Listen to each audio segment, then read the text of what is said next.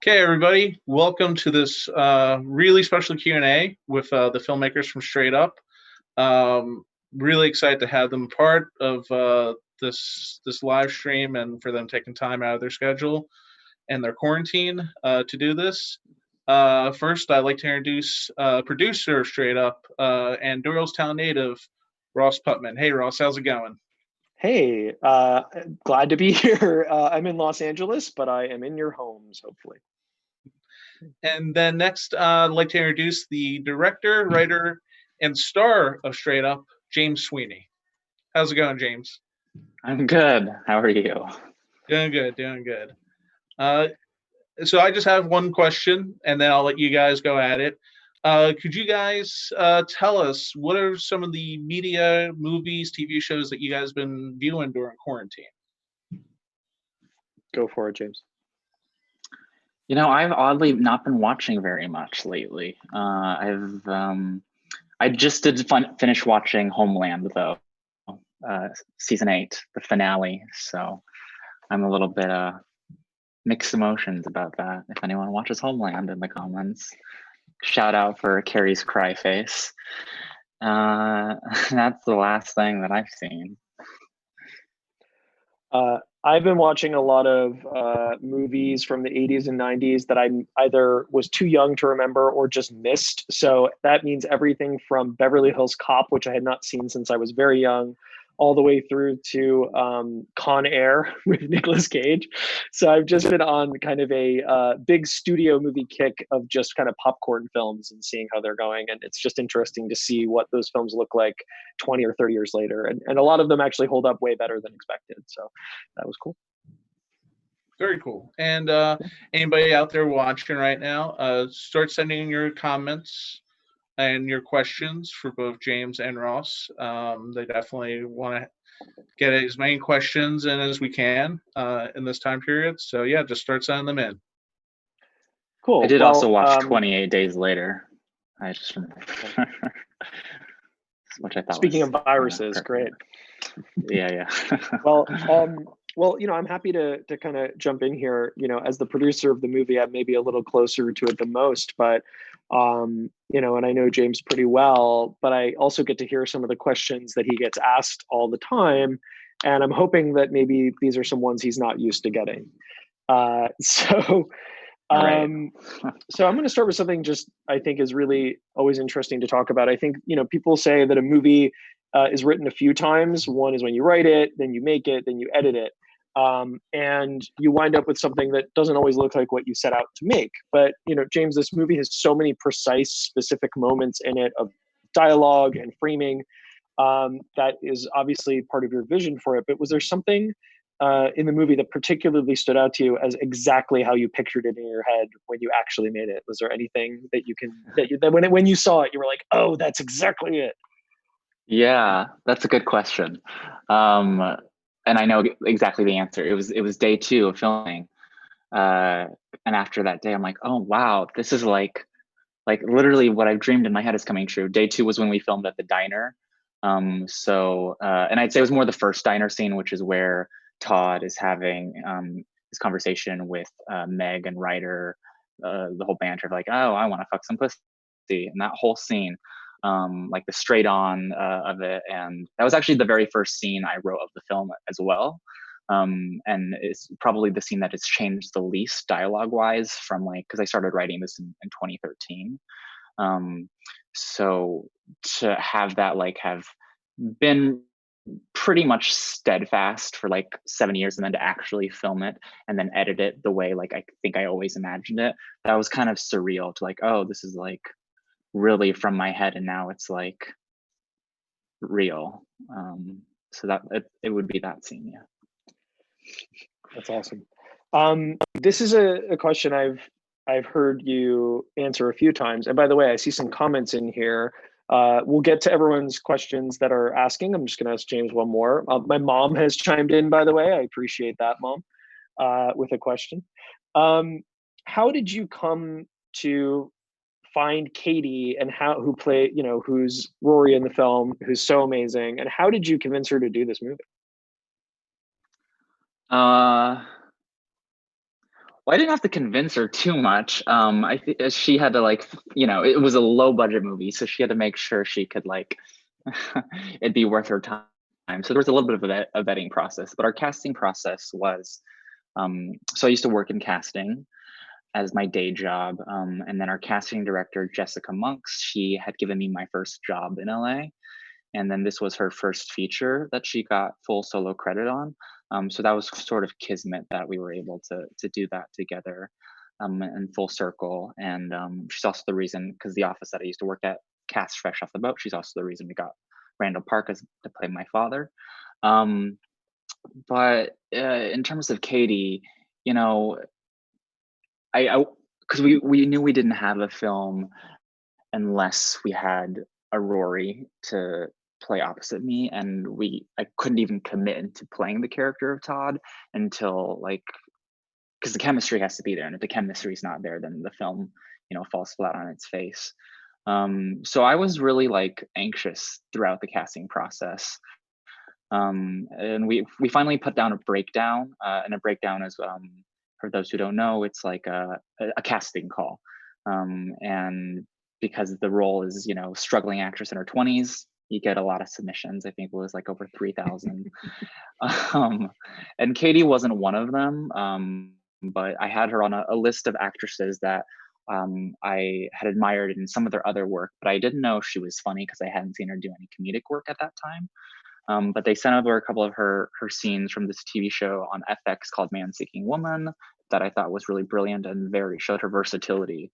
And then we sent her the script, and then her reps had her self-tape and said it was her favorite script she's read this year. And I'm like, oh, I've got her. So then we Skyped, and it was just really clear from when we Skyped, because she's based in Vancouver, so that's why we Skyped, that how smart and empathetic and thoughtful she is. And she asks all the right questions about the character and the script and what we're trying to say, because I think in the wrong hands could have been a very different film.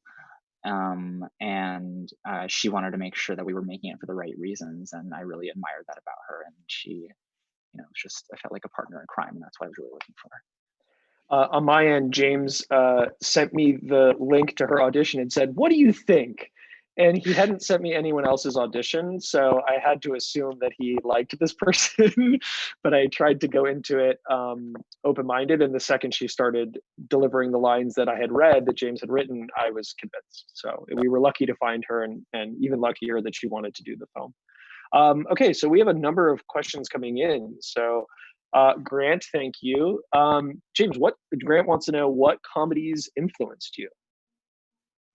Yeah.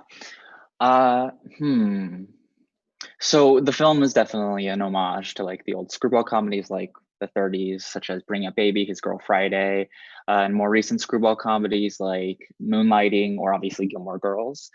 I'd say there are also some other queer romantic comedies that we use as inspirations. I wouldn't necessarily say they're influences, because the styles is different, but Kissing Jessica Stein definitely comes to mind. As Good as It Gets, Silver Linings Playbook, which is one of my all-time favorites, and I think deals with mental health in a very respectful but also very funny way. I'm also a big fan of 500 Days of Summer. Those are a few that off the head. Silver Linings Playbook is one of my favorite movies. So when I read this, I felt a little bit of that. And not in this movie, but in a bunch of movies I've made, the music to that is always used as temp music. So it definitely lives on. It lives on both. It lives on both as an influence on a lot of filmmakers. I made a movie called Plus One, where the filmmakers absolutely wanted to make a movie like that, but also just the tone and the world. It's hard to pull off. So, but you've done it. Grant says thank you. Gail, who's my mother, thanks mom, saying, how hard was it to rehearse, because the dialogue was so rapid fire between the two main characters, and how hard was it to remember the lines? Well, I can only speak for myself in terms of how hard it was to remember the lines. I think for me, it wasn't as bad. Well, maybe it balances out, because everyone's a lot more experienced than me, so everyone's more used to memorizing lines, but because it was my own words that I had already written and I had been staying with them for some time, that wasn't too hard. I also found that like week 1, I always came to set extremely prepared and knowing all my lines, but by week 3, I would kind of show up and be like, I kind of know them. And then as the day went on, I would learn them because I was so exhausted by that point. Because it was such a truncated schedule that we didn't have a lot of time for rehearsal.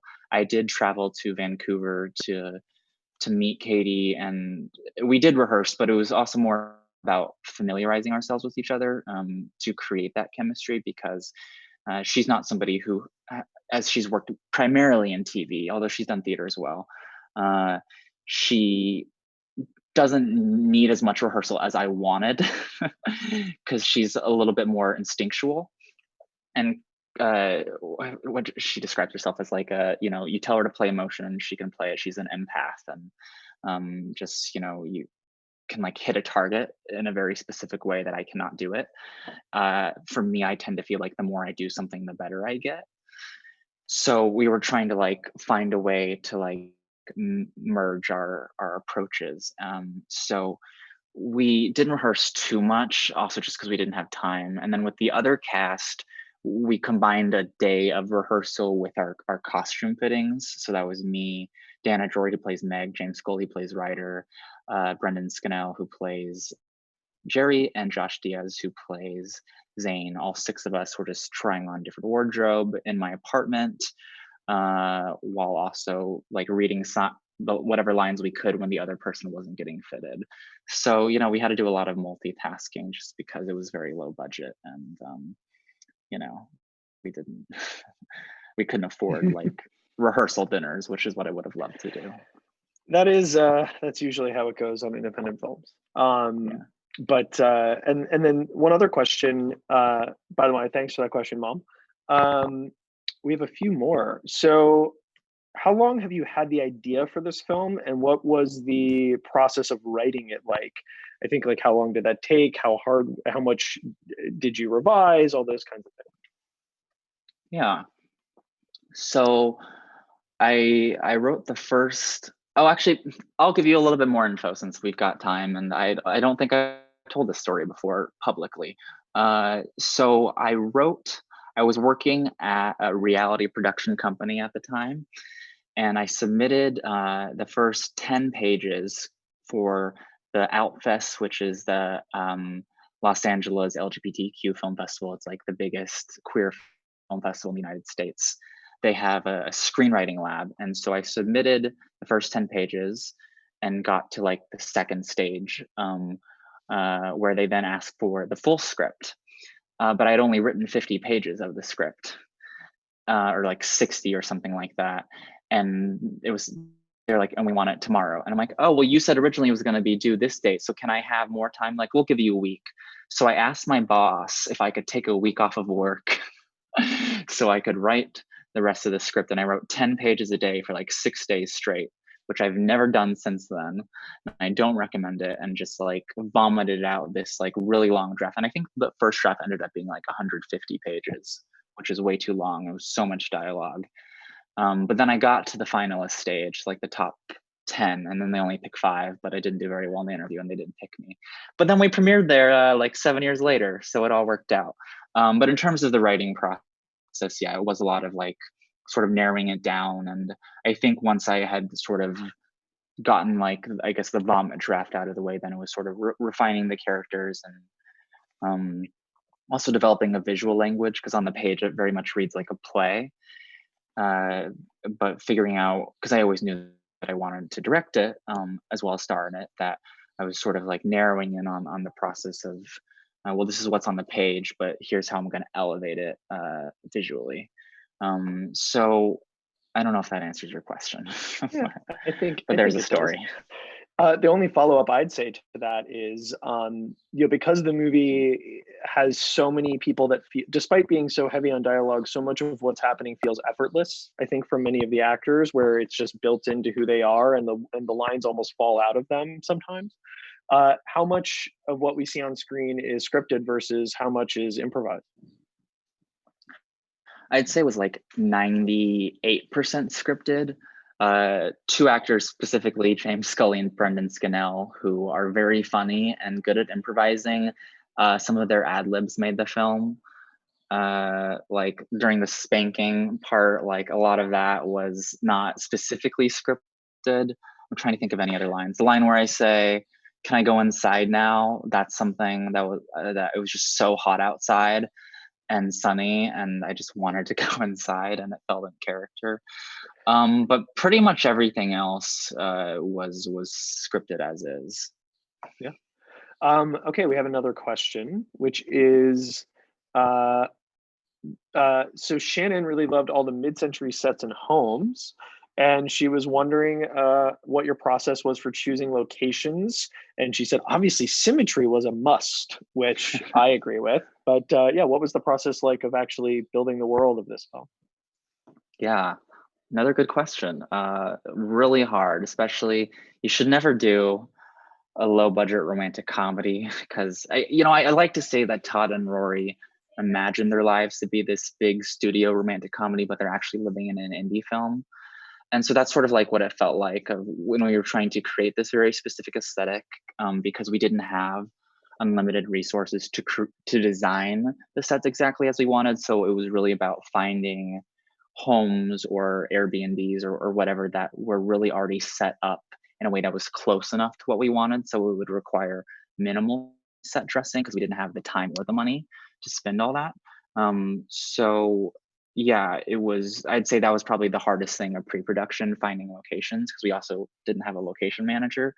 So it was really me and then my line producer, Jerry, like finding locations between the two of us, either through, we found a couple through friends, but it was like, I'd say 80% like Airbnb, Gigster, which is another like location site, or just cold calling. Like we found the bar, the diner, just by like calling random places and seeing what the rates were. Because again, we were looking for like a specific colorful and symmetric word by itself. I think it is, aesthetic. And yeah, it was exhausting. But I will say we got really lucky because one, normally you would do a location scout and then you would go back and do a tech scout, which is where you bring your sound person to make sure like the sound levels are like decent and you're not like near like an airfield and it's going to ruin your whole day. But we didn't have time to do tech scouts, and we really didn't have time to be doing multiple location scouts. So thankfully, minus the final scene, which is where the flash mob dance is, I think every other location, we only scouted one place and decided that was the place we wanted and didn't have to see another location. So we actually saved a lot of time compared to normal productions. Amazing. We actually have another question. So Matt says he loved the film. And do you have any advice for aspiring filmmakers that are trying to make their first feature? And James, my aside is your advice is not allowed to be don't. I'm terrible with the advice question because I struggle with universalizing any advice because everybody's journey is so specific and depending on what you want to do.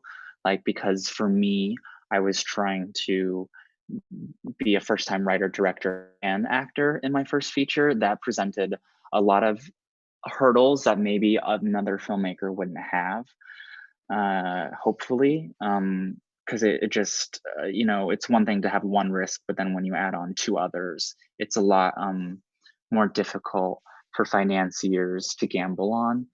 And again, then it depends on like, did you write a script that can be produced for $20,000, or did you write a script that really needs to have like a certain visual style? But I guess in terms of generality advice, I'd say it seems like the people who make it in this industry, based off the people that I admire, that I've talked to, and everyone else who I know has gone through similar horror stories of my own of trying to get this movie made, it's the people who just don't quit. And eventually those are the ones left who get to make movies. Yeah. I mean, look, I can actually chime in here too, for what it's worth, because I've worked with, I think, 6 or 7 first-time filmmakers. By the way, my wife is totally just about to walk behind me. There she is. That was like physical comedy. Yeah, we try on Zoom. The thing that I would say, working with a lot of first-time filmmakers, and honestly, I've been a producer now, I'm an agent. I was never a filmmaker myself as a director, but I was a producer, and I struggled to get my first film made as a producer. I think the thing to think about is, don't worry about what your feature is going to look like when it happens in terms of budget and how hard it's going to be to raise the money and all that stuff. Think about what you can control, and what you can control is the work you can do. So maybe that's, you can go direct a short film with your friends on the weekend, and you can you call in your favors and borrow a camera and go do something. Or, think about, the opportunities you have right in front of you to just make things. Because I think the only way to get the momentum you need to get your film made is to make things. James is not a first-time filmmaker. He's a first-time feature director on this film, right? So James has directed shorts, and some of those shorts have been shown and received, Vimeo staff pick, and been, people can see them on the internet or featured on websites. And the only reason that happened is because he, said, I'm going to make a short film. And I think that, in this day and age, you could even make a short film on your iPhone. Think about what the story is you want to tell it, and don't let anyone stop you from just making work. Because eventually, if you keep doing that, you're going to attract the attention of people that say, oh, this person makes things happen. And it's not then that you're asking someone to give you a huge check because you're begging them to make your movie. It's more like it's a train that's leaving the station, and if they don't get on, they don't get to be a part of making it. So I think, I think it's always better to think about what you can control, which is just make things. Just be a filmmaker. Don't let anyone tell you can't be. It might just be on your iPhone or with a borrowed camera. I want to piggyback off of that, just like because when I wasn't, in the years that I thought I was going to make straight up but didn't, I really tried to keep producing and directing short films, because that's also like you learn by doing. It's one of those things that you can read as much as you want, and but it's, unless you're working with actors and actually directing, assuming there are actors in your film, I guess you could work with like dogs or animation, then you're not really actively directing. And I think I only maybe had one short film that had a budget over $2,000 prior to filming straight up. So you really can do it just by like saving from whatever your job is and just doing it yourself. And granted, I had like nice friends who would like donate their time, so I didn't have to pay everybody. But yeah, it is, I do believe in the DIY mentality of just like, practice makes perfect. But James said, oh, my friends lent me their time for free. Well, the way that works is you lend your time to them for free, right? When they ask for your help on hey, can you hold the boom pole on my short film? And say yes. I have. It's fine. I'm a better person. But I have weak arms, so that's my excuse. Nobody would ever want me to do that. My mom asked why we shot in Nashville, but she's thinking about a different movie I produced. So sorry, Mom, this was shot in LA. Sophie was asking, there's a juxtaposition between Todd and his friends in terms of personalities. I thought the contrast is interesting and was wondering what the thought process was in writing those characters. So just the differences between Todd and people like Ryder and the other characters in the story. Yeah, I mean, from a story purpose, they definitely serve as like the contrarian opinion of like, I guess, putting sort of an objectivity to what they perceive Todd to be doing, even though I don't think that they really get it either. I guess, because I do think some people are like, well, why is Todd friends with these like vain, vapid people? And I don't see it like that. I think they're both very endearing, but also I feel like I have friends who are very different from me. I feel like, well, I mean, I have a friend named Meg who was a part-time model. And when I sent her a monologue about why I was still single based on math, she said, this is why you're single. So I guess, like, I don't know why I'm friends with Meg, but I am. So I don't know. I think maybe that's partially why the character feels so out of place and so lonely, because he does feel like the lifestyle he sees his friends are leading is so incongruent with his own.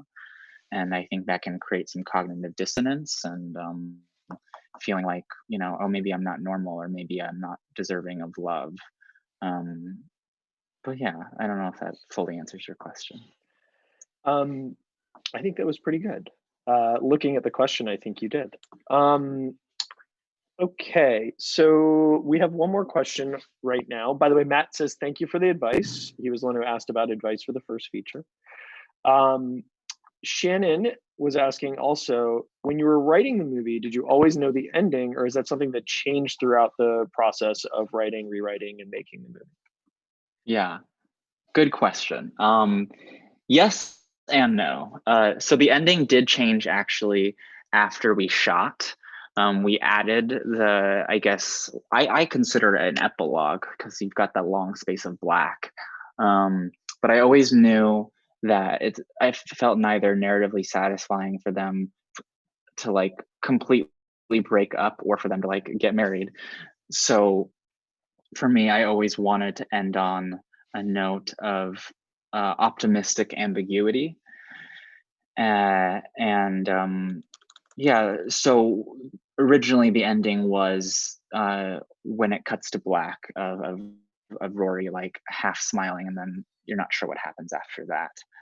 And then we got some feedback that people felt like, oh, Todd's so manic anxious, and is this where we leave him, and is he going to be okay or not?